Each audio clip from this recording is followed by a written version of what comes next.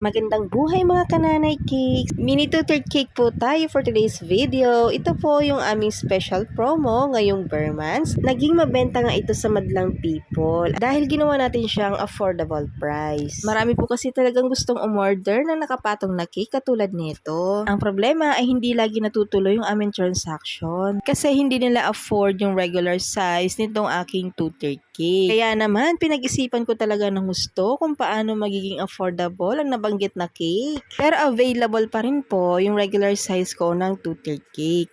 Ginawa ko lang po itong pa-promo ngayong bare months. Actually, nung June and July ko in-start yung promo nito. Pero dahil po naging mabenta siya ay itinuloy-tuloy ko na hanggang December.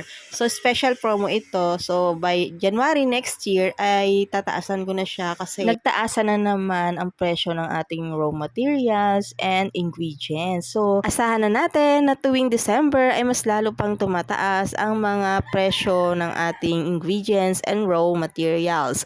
So kailangan natin ng price adjustment pero by January ko na gagawin yon dahil ito nga sabi ko ay pa-promo hanggang December. As you can see naman po kanina sa ating intro na moist chocolate cake ang flavor nitong ating base cake. So alam nyo naman po na kapag moist ay mas pricey po ang ingredients niyan at mas matagal po maluto kaya mas higher po ang price ng moist cake. Then kaya ko pala tinawag itong mini two-third cake hindi dahil sa punggok siya or sobrang liit. Ito po ay inadjust ko lang yung size niya in diameter pero yung height niya ay katumbas din po o kasing taas din po ng ating regular 2-tier cake. So instead na 8 by 5 inches ang bottom tier, top tier ay 6 by 5 inches sa regular tier cake yan na. Tapos kapag meron na siyang final frosting at filling ay almost 12 inches na yung height. So ganun din yung height nitong ating promo mini 2-tier cake.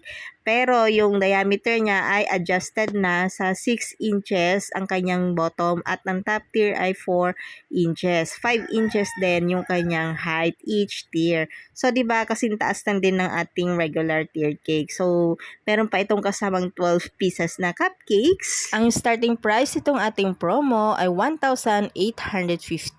Mini 2-tiered cake na may kasamang 12 pieces na cupcakes. Applicable po siya sa kahit na anong theme basta non-edible printed topper ang kanyang design. So magbabari lang po ito once na gagawin mo siyang debut cake or di kaya naman ay wedding cake.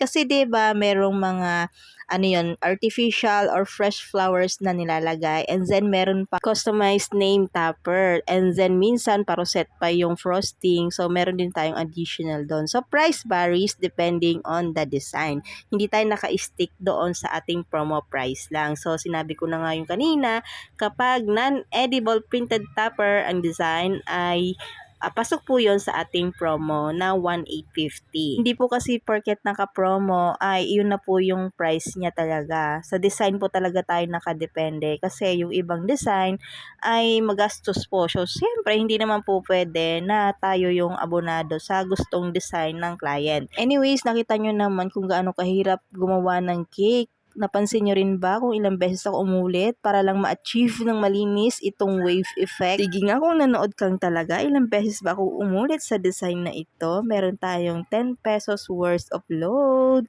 Comment down below your answer. Thank you pala kay Ma'am ACAV na umorder sa cake na to. Sa mga bagong viewers and followers po natin, ako po ay isang home baker located dito sa Nagpayong Pinagbuhatan, Pasig.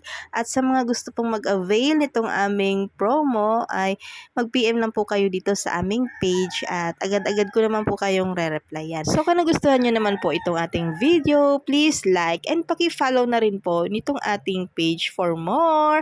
Thank you for watching guys. Yun lang for today's ganap. Bye!